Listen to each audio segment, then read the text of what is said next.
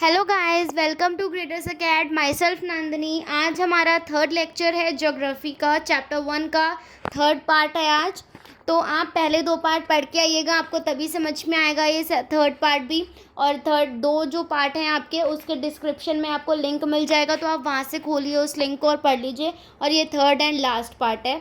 तो बिना time waste करें हम आज की क्लास को स्टार्ट करते हैं। हमारा आज का टॉपिक है रीज़न फॉर लैंड डिग्रेडेशन। अब जो लैंड है वो डिग्रेड होती जा रही है, ख़राब होती जा रही है। अब उसके पीछे कारण क्या है? सबसे पहला कारण है डिफॉरेस्टेशन। डिफॉरेस्टेशन का क्या मतलब होता है? डिफॉरेस्टेशन का मतलब होता है कि हम जो है अपने यूजेस के लिए, अपनी नीड्स के लिए हम पेड़ों को काटते जा रहे हैं। हम पेड़ काटते जा रहे हैं, हम फॉरेस्ट ख़त्म करते जा रहे हैं। उससे क्या हो रहा है, हमारी नीड्स अभी की तो पूरी हो रही हैं, पर लेकिन डिग्रेडेशन हो रहा है, लैंड का डिग्रेडेशन भी हो रहा है साथ साथ। नेक्स्ट है ओवर ग्रेजिंग। ओवर ग्रेजिंग का मतलब ये है कि हम अपने अपने जो भी एनिमल्स हैं उनको ग्रेजिंग करवा रहे हैं बहुत ज़्यादा, एक्सेस एक ही जगह पे बहुत ज़्यादा ओवर ग्रेजिंग करवा रहे हैं हम। उसकी वजह से क्या हो रहा है कि हमारे एनिमल्स का तो पेट भर रहा है, हमारी नीड, उनकी नीड पूरी हो रही है, पर लेकिन क्या हम नेचर को देख रहे हैं? इसमें हमारा लैंड डिग्रेड हो रहा है, हमें ये भी ध्यान रखना चाहिए। उसके बाद है माइनिंग एंड क्वायरिंग।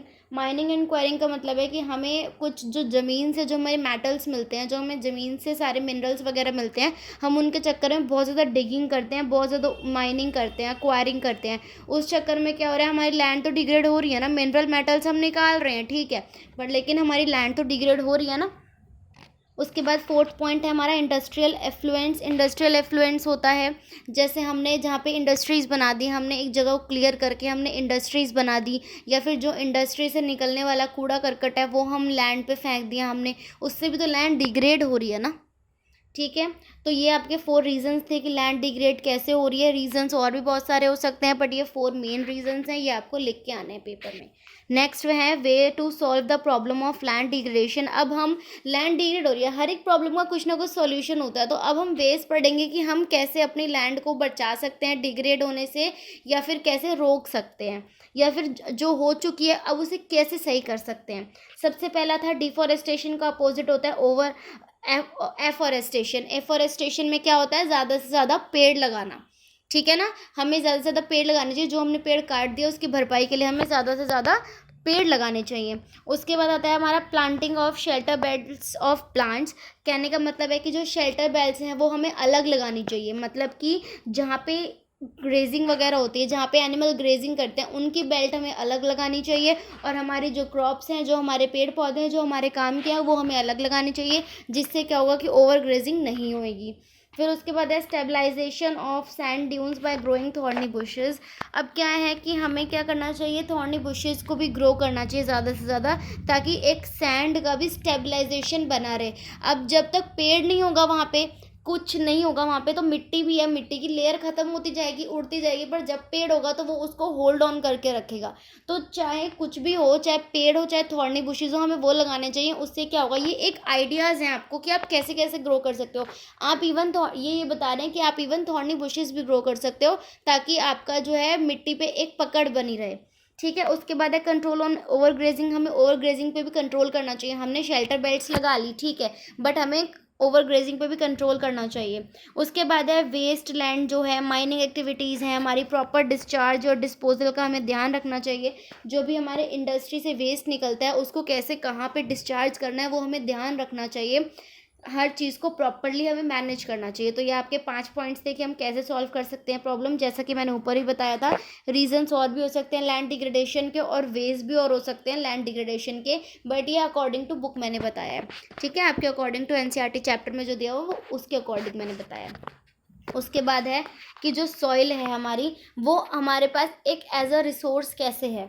देखिए, सॉइल जो है बहुत इंपॉर्टेंट रिन्यूएबल नेचुरल रिसोर्स है, ठीक है। सॉइल क्या है, एक बहुत इंपॉर्टेंट नेचुरल रिसोर्स है हमारे लिए, रिन्यूएबल है, जो कि रिन्यूएबल है, दोबारा रिन्यू होती रहती है, ख़त्म नहीं होती है, वो रिन्यू होती रहती है, ठीक है। ये हेल्प करती है प्लांट को ग्रो करने में, सपोर्ट करती है different type of living organisms. जो अर्थवर्म वगैरह होते हैं वो मिट्टी में ही तो रहते हैं, बहुत सारे कीड़े मकोड़े ऐसे होते हैं जो मिट्टी में रहते हैं, गीली मिट्टी में रहते हैं, तो उनको भी ये हेल्प करती है कि वो ज़िंदा रह सके। अगर हमारे पास मिट्टी नहीं होगी तो वो कहाँ पे सर्वाइव करेंगे। उसके बाद है इसको बहुत ज़्यादा ईयर्स लगते हैं दोबारा अगेन बनने में, पर लेकिन ये बन जाती है, ये रिन्यूएबल होती है। चाहे टाइम लेती है बट ये रिन्यूएबल होती है। ठीक है, तो हम ये सॉइल के बारे में पढ़ रहे हैं, सॉइल कैसी होती है, सॉइल कैसे फॉर्म करती है, सॉइल हमारे लिए कैसे इंपॉर्टेंट है, हम सारे पॉइंट्स इसमें पढ़ रहे हैं। ठीक है, various forces of nature such as change in temperature, wind and glacier etcetera contribute to formation of soil. अब जो सॉइल का जो फॉर्मेशन होता है वो किस तरीके से होता है, बहुत सारी चीज़ें, बहुत सारी एलिमेंट्स मिलके सॉइल का फॉर्मेशन होता है। जैसे कि टेम्परेचर जब कुछ चेंज होता है, विंड होती है जब, ठीक है, ग्लेशियर्स वगैरह की वजह से, ये सब कंट्रीब्यूट करते हैं सॉइल को फॉर्म होने में। अब ये कैसे होता है इतना डिटेल में हमें नहीं जाना है इसमें भी, हमें सिर्फ इतना पता होना चाहिए कि कौन से एलिमेंट्स कंट्रीब्यूट करते हैं सॉइल को फॉर्म होने में। इसमें क्या होता है, ऑर्गेनिक और इनऑर्गेनिक मटेरियल दोनों चीज़ें होती हैं। सॉइल के अंदर ऑर्गेनिक मटेरियल भी होता है और इनऑर्गेनिक मटेरियल भी होता है। समझ में आई बात? ये थे आपके 5 पॉइंट्स सॉइल के बारे में कि सॉइल क्या होती है, कैसे फॉर्म होती है, कितनी इंपॉर्टेंट है, ये सब सॉइल के बारे में अगर आपको आता है, write a paragraph, write a short note on soil as a resource, तो आप ये वाले 5 पॉइंट्स लिख सकते हैं। फिर उसके बाद है क्लासिफिकेशन ऑफ सॉइल। अब जो हमारी सॉइल है वो कैसे, हम उसको कैसे क्लासीफाई करते हैं, मतलब कि अब जैसे हमने हर उसमें हम पढ़ रहे हैं कि किसी भी चीज़ को बहुत अच्छे से पढ़ने के लिए उसको क्या करना पड़ता है, क्लासीफाई करना पड़ता है, उसको अलग अलग क्लासीफाई कर देते हैं। उससे क्या होता है, ईजी हो जाता है और हमें अच्छे से समझ में आता है। तो अब हम देखते हैं कि सॉइल कैसे हम क्लासीफाई करते हैं। तो देखिए, सबसे पहले हमारी ये एलुवियल सॉइल, जो एलुवियल सॉइल होती है वो बहुत इंपॉर्टेंट सॉइल होती है हमारी, और बहुत ज़्यादा मात्रा में है हमारे देश में, हमारी अर्थ में। ठीक है, ये क्या होता है, जो हमारा पूरा का पूरा नॉर्दर्न प्लेन है ये सारा एलुवियल सॉइल से बना हुआ है। ठीक है, जो हमारा पूरा entire part of northern area है, वो सारा हमारा नॉर्दर्न प्लेन है, वो सारा हमारा एलुवियल सॉइल से बना हुआ है। ये कहाँ कहाँ पे होती है, थ्री हिमालयन रिवर्स सिस्टम में डिपॉजिट होती है। कौन सी हैं वो reverse, Indus, Ganga and Brahmaputra. ठीक है, ये वाली जो सॉइल है राजस्थान और गुजरात में भी हैं। एलुवियल सॉइल जो है ईस्टर्न कोस्टल प्लेन्स में भी पाई जाती है। उसके बाद नेक्स्ट आती है हमारी ब्लैक सॉइल। ब्लैक सॉइल क्या होती है, जैसे कि इसके नेम से पता चल रहा है, इसका कलर जो होता है ब्लैक होता है। वैसे सॉइल अपने देखिए ब्राउन होती है, बट इस वाली सॉइल का कलर जो होता है वो ब्लैक होता है, और इसको हम रेगर सॉइल भी बोलते हैं।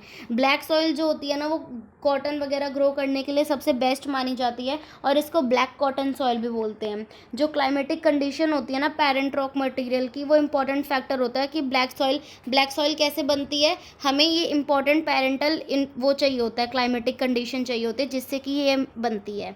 ठीक है, ये हमारे महाराष्ट्र में, सौराष्ट्र में, मालवा, मध्य प्रदेश वगैरह में पाई जाती है, प्लेट्यूज़ में। ठीक है, गोदावरी और कृष्णा वैलीज़ के अलोंग ये पाई जाती है, पार्ट्स में डेक्कन प्लेट्यू के वहाँ पे पाई जाती है। येलो और रेड सॉइल जो होती है हमारे Orissa, Chhattisgarh, southern parts of middle Ganga plain, यहाँ पे भी पाई जाती है। ठीक है ना, ये सॉइल क्या होती है, ये सॉइल एक रेडिश कलर की होती है, क्योंकि आयरन और क्रिस्टलाइन और मेटामॉर्फिक रॉक का जो होता है डिफ्यूजन होता है ये, तो उसकी वजह से किस कलर की होती है, ये रेडिश कलर की होती है। उसके बाद आपकी आती है लेटराइट सॉइल। लेटराइट सॉइल क्या होती है, लेटराइट सॉइल अपने ही नाम से वो करती है, डिराइव होती है। लेटराइट मतलब लैटिन वर्ड है एक लेटर, उस जिसका मतलब होता है ब्रिक। ठीक है, तो लेटराइट सॉइल कैसे डेवलप होती है, ट्रॉपिकल और सब ट्रॉपिकल क्लाइमेट में ये डेवलप होती है, जहाँ पे ऑल्टरनेट वेट और ड्राई सीजन होते हैं। मतलब वेट सीजन भी होता है और ड्राई सीजन भी होता है, वो ऑल्टरनेट सीजन रहता है, ये वहाँ पे डेवलप होती है। ये सॉइल किसका रिजल्ट होती है, इंटेंस लीचिंग, जब बहुत ज़्यादा हैवी रेन होती है उस चक्कर में लीचिंग होती है, उस वहाँ पे ये बनती है, ये वाली सॉइल वहाँ पे फॉर्म की जाती है। उसके बाद आपकी आती है एरिड सॉइल। एरिड सॉइल कौन सी सॉइल होती है, ये ब्राउन कलर की सॉइल होती है। ये सैंडी होती है टेक्सचर में, और सेलाइन होती है नेचर में। इसका नेचर कैसा होता है, सेलाइन, और ये वैसे क्या होती है, टेक्सचर में सैंडी होती है। कुछ एरियाज़ में सॉल्ट कंटेंट जो होता है बहुत ज़्यादा हाई होता है, और कॉमन सॉल्ट जो है ना ऑब्टेन हम कहाँ से करते हैं, वाटर को एवापोरेट करके, राइट। कुछ एरियाज़ में ना सॉल्ट कंटेंट ज़्यादा होता है, और हमारा सॉल्ट कहाँ से आता है, जो कॉमन सॉल्ट होता है वो हम पानी को एवापोरेट करके लेते हैं। तो ड्राई क्लाइमेट की वजह से या हाई टेम्परेचर की वजह से एवापोरेशन वगैरह बहुत फास्टर हो जाता है, और सॉइल के अंदर ह्यूमस और मॉइस्चर नहीं होता। तो कहने का मतलब यह है कि इस सॉइल के अंदर ह्यूमस और मॉइस्चर नहीं होता। उसका कारण क्या है कि इवापोरेशन की वजह से बहुत ज़्यादा ड्राई क्लाइमेट हो जाता है और हाई टेम्परेचर हो जाता है। उसके बाद आती है फॉरेस्ट सॉइल। फॉरेस्ट सॉइल तो आप सबको पता ही है, ये सॉइल क्या होती है, हिली और माउंटेनियस एरियाज़ में पाई जाती है, जहाँ पे बहुत अच्छी रेन हो जाती है, फॉरेस्ट वगैरह होती है, रेन भी बहुत अच्छी होती है। इस सॉइल का टेक्सचर जो होता है वो माउंटेन इन्वायरमेंट के अकॉर्डिंग होता है, जहाँ पे वो है, जिस तरीके के माउंटेन्स हैं उस वहाँ पे उस तरीके की पाई जाएगी। इसमें कोई स्पेसिफिक नहीं मैं बता सकती कि रेड होता है या ब्राउन होता है, नहीं, उसमें जो वो एरिया है उसके हिसाब से वो पाई जाती है। ठीक है, ये जो होती है ये लोमी होती है और सिल्टी होती है। They are loamy and silty in valley slides and coarse grained in the upper slopes. Valley slides में सिल्टी और लोमी होती है और अपर स्लोप्स में कोर्स ग्रेन्ड होती है। ठीक है ना। तो ये थी आपकी कुछ 6 तरीके की क्लासिफिकेशन ऑफ सॉइल की, सॉइल किस किस तरीके की होती है।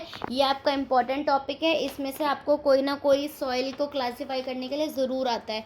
एक सॉइल तो आती है इसको क्लासीफाई करने के लिए, सॉइल खुद ही एक इम्पॉर्टेंट टॉपिक है। ठीक है, उसके बाद हम नेक्स्ट पढ़ेंगे सॉइल इरोजन क्या होता है। सॉइल इरोजन क्या होता है, the denudation of soil cover and subsequent washing down is described as soil erosion. Construction, mining, wind, glaciers and waters, defective method of farming and ploughing in a wrong वे।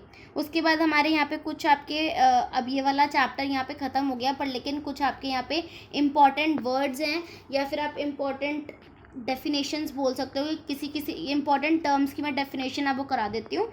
तो पहला आपका bad land है। Bad land का मतलब क्या होता है, land which is unfit for cultivation. Bad land कौन सी लैंड होती है, ये 1 मार्क क्वेश्चन हैं जो मैं आपको करा रही हूँ, आ सकते हैं 1 मार्क में। तो बैड लैंड कौन सी होती है, जो लैंड अनफिट होती है कल्टिवेशन के लिए, जहाँ पे कल्टिवेशन नहीं की जा सकती। उसके बाद शीट इरोजन। शीट इरोजन क्या होता है, कभी कभी जो वाटर है ना वो शीट की तरीके से फ्लो होता है लार्ज एरिया में, स्लोप में नीचे की तरफ वो शीट की तरह से फ्लो होता है। तो उस केस में क्या होता है, जो टॉप सॉइल है वो वॉश हो जाती है, इसलिए इसको हम शीट इरोजन कहते हैं, क्योंकि वो शीट की तरीके से वॉश अवे हो जाती है। उसके बाद एक आता है आपका विंड इरोजन। ये इरोजन के टाइप कह सकते हो आप इसे। एक विंड इरोजन कहते हैं जब विंड बहुत तेज़ चलती है और सॉइल अपना अपर लेयर जो होती है सॉइल की वो खो जाती है, तो उसको हम विंड इरोजन बोलते हैं। फिर उसके बाद आती है हमारे काउंटर प्लोइंग। काउंटर प्लोइंग क्या होती है, जब हम प्लो करते हैं अलोंग द काउंटर लाइंस के हम साथ साथ प्लो करते हैं, उसको हम बोलते हैं काउंटर प्लोइंग। ठीक है, उसके बाद हमारा आता है शेल्टर बेल्ट। शेल्टर बेल्ट क्या होता है, प्लांटिंग लाइंस ऑफ ट्रीज होती हैं जो उनकी रो होती है। मतलब कि जैसे मैंने आपको भी शेल्टर बेल्ट पढ़ाया था, मतलब क्या है कि जब हम प्लांटिंग करते हैं उसके साइड बाय साइड हम एक रो लगाते हैं पेड़ की, कि जिसको जो कि चरने के काम आएगी, सिर्फ शेल्टर के लिए बनाई जाती है, जो कि हम ग्रेजिंग कराने के लिए बनाए थे, उसको हम शेल्टर बेल्ट्स बोलते हैं।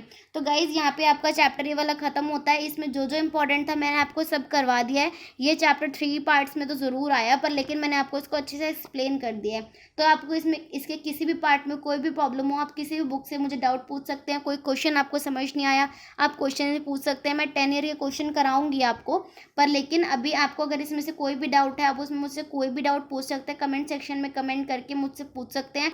और बस ये वाला चैप्टर यहीं ख़त्म होता है। कल आपके साथ मैं एक नई वीडियो के साथ आऊँगी, जो कि चैप्टर नंबर 2 होगा ज्योग्राफी का। तो कल स्टार्ट करेंगे वो चैप्टर। आज की क्लास को मैं यहीं पे ख़त्म करती हूँ। और आपको अगर थोड़ा सा भी पसंद आया हो, थोड़ा सा भी आपने समझा हो, आपको समझ में आया, तो आप प्लीज़ लाइक शेयर कमेंट ज़रूर करके जाइएगा और बेल आइकन को ज़रूर प्रेस कर दीजिएगा, जिससे कि आपको टाइम अपडेट मिलता रहेगा कि मैंने कौन से लेक्चर कब डाला है। वैसे मैं रेगुलर ही डाल रही हूँ, पर लेकिन फिर भी आप बेल आइकन को प्रेस कर देना ताकि आपको टाइम अपडेट मिल सके। सो ठीक है, आज की क्लास यहीं ख़त्म करते हैं। Okay, bye bye, take care.